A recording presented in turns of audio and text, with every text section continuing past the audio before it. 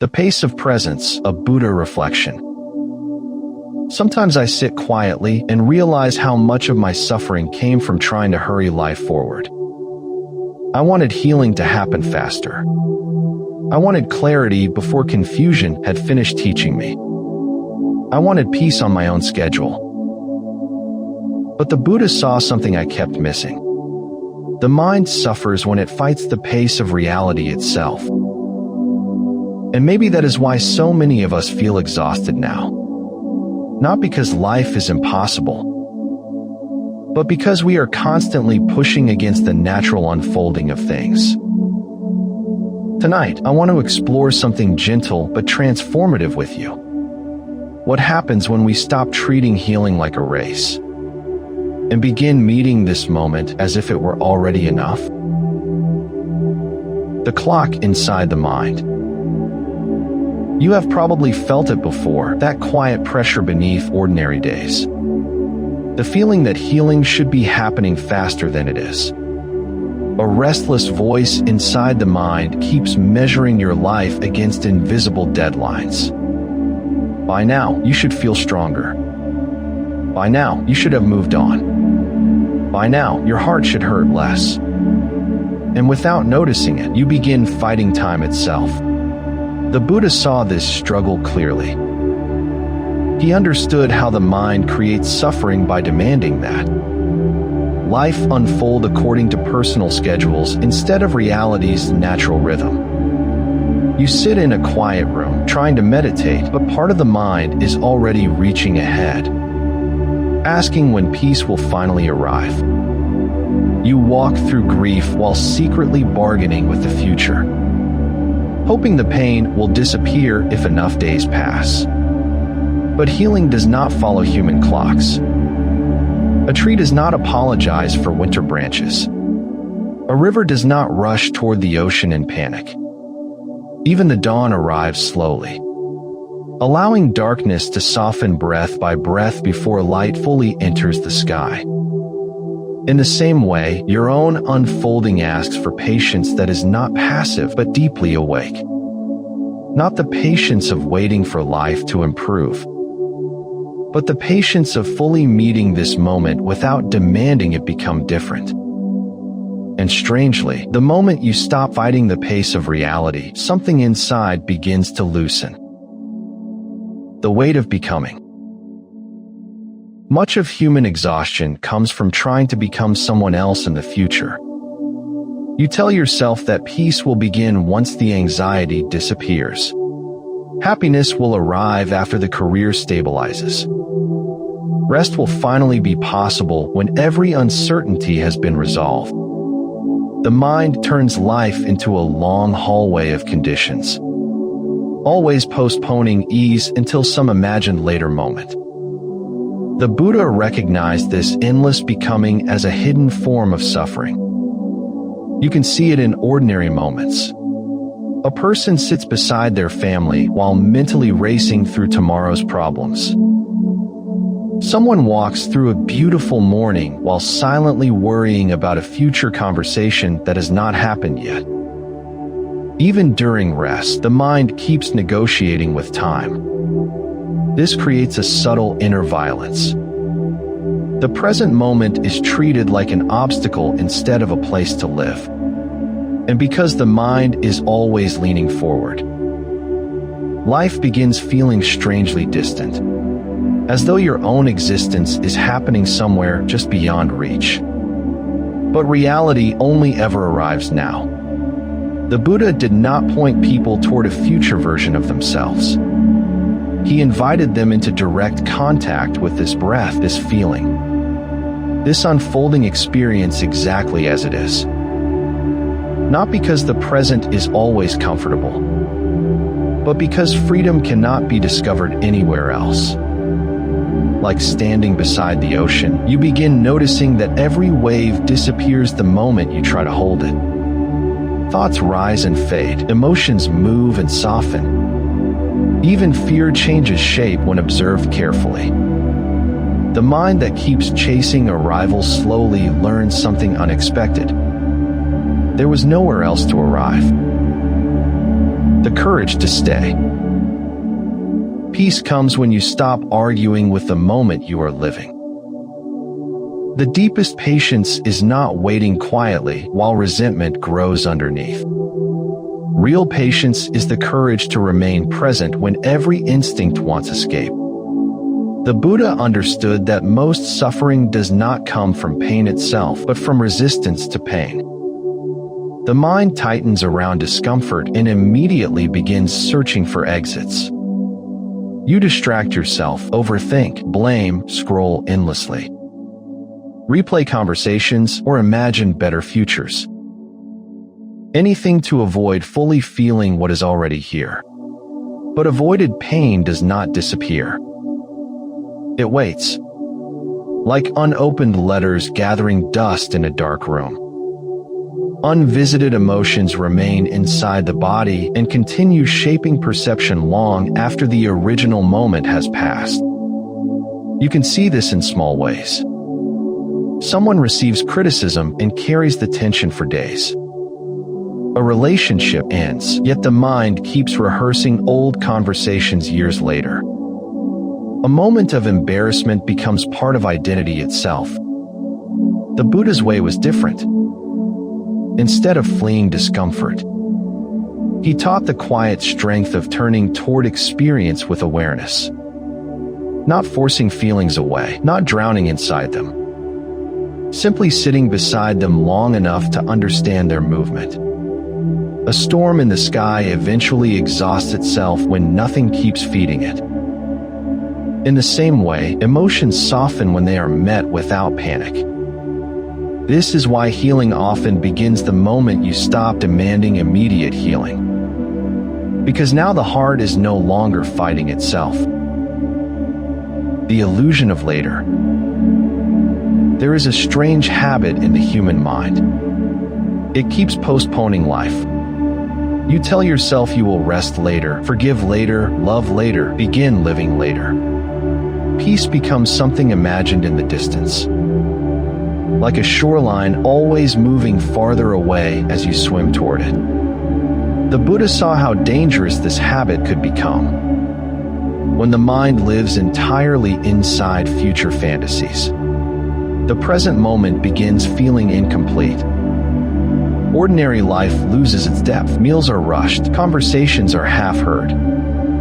Sunlight through a window goes unnoticed because attention is trapped inside imagined tomorrows. And yet tomorrow never actually arrives. When it comes, it appears only as another version of now.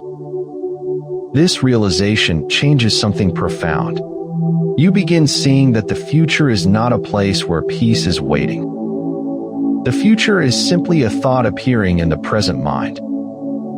It has no substance outside imagination. This does not mean abandoning wisdom or preparation. A farmer still plants seeds before winter. A parent still protects their child. But action no longer needs panic attached to it.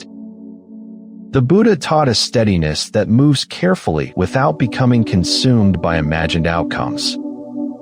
Like a person carrying water in a full bowl, you learn to walk attentively instead of rushing. And strangely, life becomes more vivid when it is no longer treated as preparation for another life. The warmth of tea in your hands. The sound of rain against the roof. The tired honesty in another person's eyes. These moments stop feeling small. They become the entire doorway. The shape of fear. Fear often appears to be about the future. But if you look carefully, fear is usually happening in the imagination, not reality. The body sits safely in a room while the mind travels into possible disasters. A conversation that has not happened yet begins creating tension in the chest. An uncertain outcome becomes 1,000 mental stories. The future is rehearsed repeatedly until imagined pain starts feeling real. The Buddha saw how the mind manufactures suffering this way. Thoughts themselves are not the problem. Planning has its place. Wisdom includes preparation. But suffering begins when imagination becomes mistaken for reality itself. A person standing beside a river may fear falling into the water even while safely on shore. The body responds as though the imagined event is already happening. This is why awareness matters. When you notice fear arising in real time, something shifts. Instead of automatically entering the story, you begin observing the movement of the mind itself. You see how quickly thought builds entire futures from a single uncertainty. And beneath that observation comes a quieter understanding. This breath is still here. This moment is still workable. The Buddha's path was never about controlling uncertainty. It was about learning how to remain present inside uncertainty without collapsing into panic. Like bamboo bending during heavy wind, the mind becomes flexible instead of rigid. The future loses some of its power when you stop treating imagination as prophecy. And in that softening, the heart discovers space again. Words like lanterns. Before speaking, ask whether your words increase confusion or bring light. When life becomes painful, speech changes. You can hear it in the trembling voice of someone overwhelmed by fear. You can hear it in families during conflict, in communities during crisis, in the endless noise of people trying to protect themselves through explanation, blame, or certainty. The Buddha understood that words are never neutral. Speech shapes inner reality as surely as action does. A single sentence can calm a frightened mind or deepen confusion for years. A harsh word spoken in anger can linger inside someone's memory long after the moment itself has disappeared. And because suffering makes the mind reactive, difficult seasons often produce careless speech. You see this during personal pain. Someone says, "I will never recover from this," and slowly begins believing it. Another person spreads fear because fear already fills their own heart. Words become extensions of inner turbulence. But the Buddha pointed toward another possibility. Speech rooted in awareness. Not perfect speech, not artificial positivity. Simply words spoken from clarity instead of panic. Sometimes this means remaining silent long enough to understand your true intention before speaking. Sometimes it means telling difficult truths gently instead of violently. Sometimes it means refusing to feed gossip, resentment, or unnecessary fear. Like lanterns carried through fog, careful words help people see more clearly. And the first person transformed by those words is often the speaker. Because language shapes the mind that repeats it. The pause before the voice. Most harmful speech happens too quickly. The mind feels threatened, embarrassed, rejected, or afraid. And words rush out before awareness has time to enter. Afterwards, regret arrives quietly. You replay the conversation while wishing you had spoken differently. The Buddha placed enormous importance on the pause. That small moment between feeling and reaction. Inside that pause lives freedom.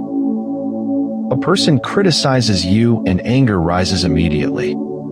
Another misunderstands your intentions and defensiveness appears in the body like sudden heat. The old habit is to speak from that heat. But awareness interrupts the chain. Instead of reacting automatically, you breathe once. You notice the tightening chest. You observe the desire to protect identity. And because of that observation, the next sentence changes. This is not weakness. It is discipline born from understanding. The Buddha knew that unexamined speech multiplies suffering. One reactive sentence creates another. Conflict grows like fire moving through dry grass. But conscious speech changes the entire emotional climate. Like rain cooling overheated ground, presence softens the intensity of the moment. You begin speaking not to win, defend, or control perception, but to serve understanding itself. Even silence becomes different. Not avoidance, not suppression. Simply the wisdom to recognize that not every emotion deserves immediate expression. Some feelings need to be understood before they are spoken. And in that understanding, compassion quietly enters the room. The story you repeat to yourself. The most influential voice in your life is often the one no one else hears. The quiet narration inside your own mind shapes the atmosphere of your days. You can carry invisible sentences for years. I always fail. Nobody understands me. Something is wrong with me. And because these phrases repeat internally, they begin feeling like reality itself. The Buddha understood that suffering deepens when the mind becomes attached to fixed identities and unquestioned stories. A painful experience happens once, but the mind repeats it thousands of times through narration. You lose a relationship, and eventually the event becomes a permanent conclusion about your worth. You struggled during a difficult season, and suddenly the mind labels you weak or broken. But thoughts are not solid truths. They are movements, passing weather. When observed carefully, even deeply rooted beliefs begin revealing their impermanent nature. This does not mean replacing every painful thought with forced positivity. The Buddha's teaching was subtler than that. Instead of creating prettier stories, you begin loosening your attachment to all stories. You learn to say, pain is here, instead of I am ruined. You learn to say, fear is moving through the mind, instead of fear defines me. Like clouds drifting across open sky, mental states stop becoming permanent identities. And slowly, the inner voice becomes less cruel. Not because life suddenly becomes easy, but because awareness creates space around thought itself. In that space, healing begins breathing again. The hunger beneath desire. Craving promises relief while quietly deepening thirst. Even after outer problems settle, another kind of unease often remains. A hunger difficult to explain. The Buddha described this hunger with extraordinary precision. He saw how the human mind constantly reaches for something else. Another achievement, another reassurance, another distraction, another version of itself. And yet satisfaction rarely lasts. You buy something new and excitement fades within days. You receive praise and immediately begin seeking more. You accomplish a goal only to feel strangely empty afterward.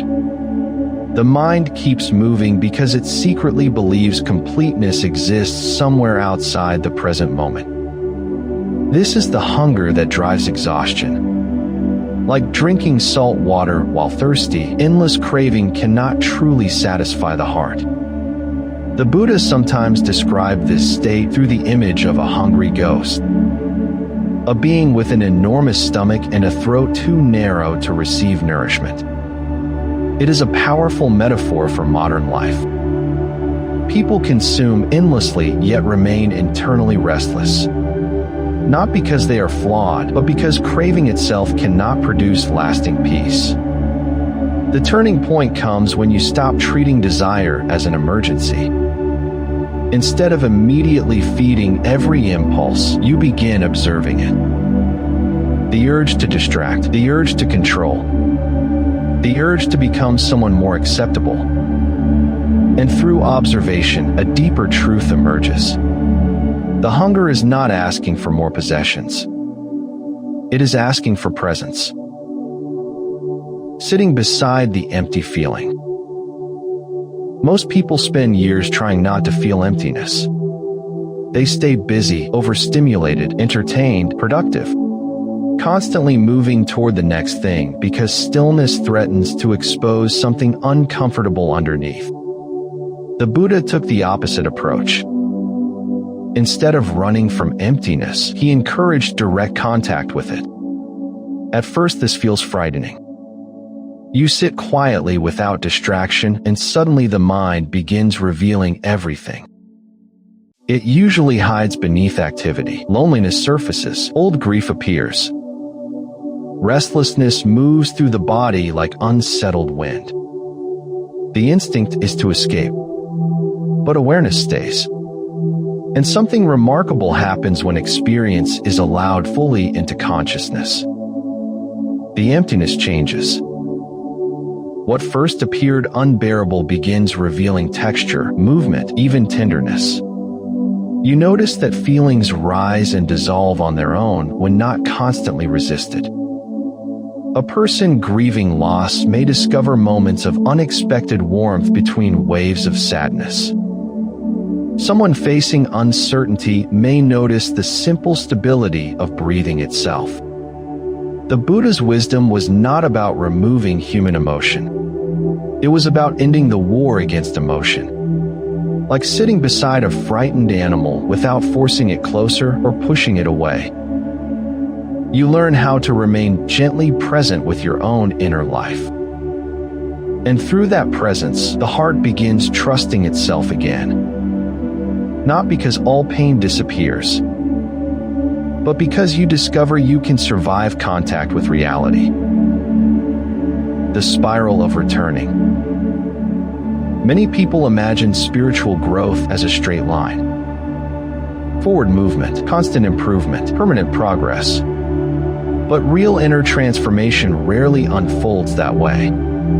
The Buddha understood that human growth moves more like seasons or tides. Old fears return. Ancient habits resurface. Moments of clarity are followed by confusion again. And when this happens, the mind often becomes discouraged. You think, I should be beyond this by now. But healing is not erased simply because difficulty reappears. A forest does not fail because winter comes again. In the same way, returning struggles are not proof of failure. They are invitations to meet yourself with deeper honesty. The Buddha's path was never about becoming flawless. It was about seeing more clearly each time experience returned. The first time anger arises, you may become completely consumed by it. Later, you notice anger while still speaking harshly. Later still, awareness arrives before reaction fully forms. The pattern may revisit you many times, but each return contains more consciousness.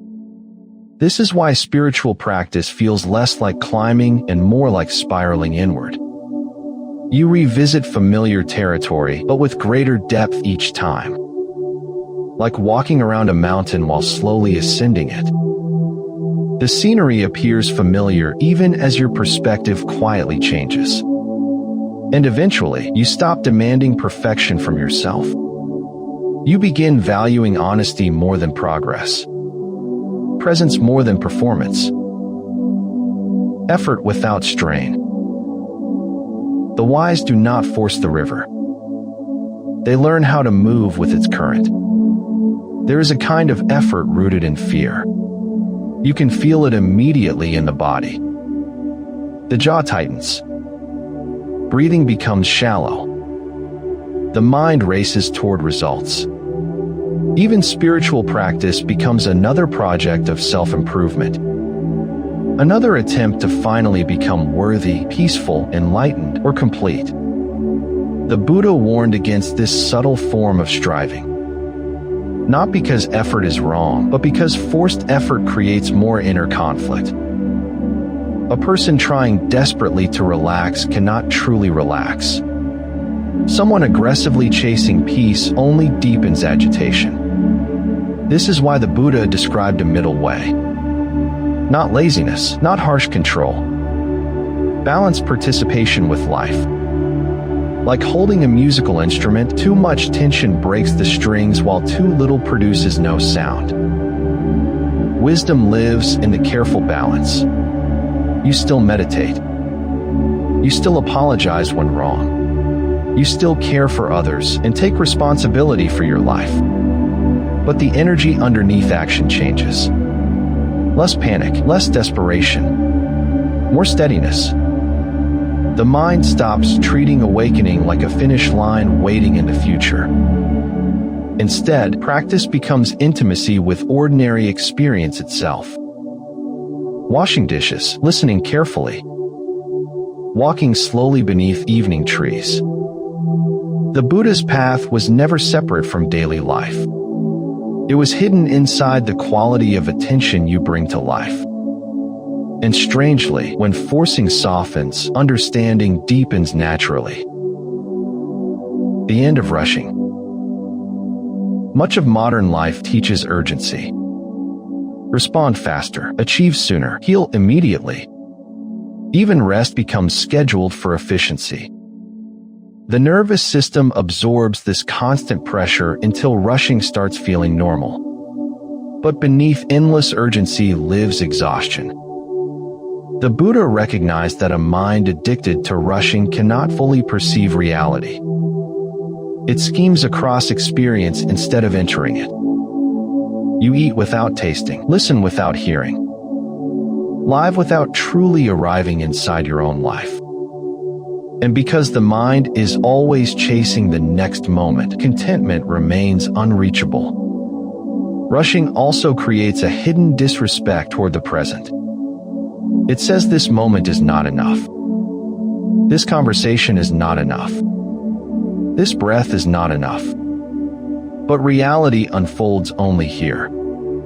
Like sunlight slowly warming cold ground after winter, awareness requires patience to penetrate deeply. The Buddha's invitation was radical in its simplicity. Stop trying to outrun your own existence. Sit long enough to notice the movement of wind through trees. Walk slowly enough to feel your feet touching earth. Listen carefully enough to hear the sadness hidden beneath another person's words. When urgency softens, the body begins trusting life again. Breathing deepens, the shoulders relax. The nervous system no longer behaves as though existence itself is an emergency. And in that slowing, something precious becomes visible. You were never behind. You were simply absent from the moment you were living. The voice that becomes refuge. In painful times, people remember how you made them feel far longer than they remember your explanations. The Buddha understood this deeply.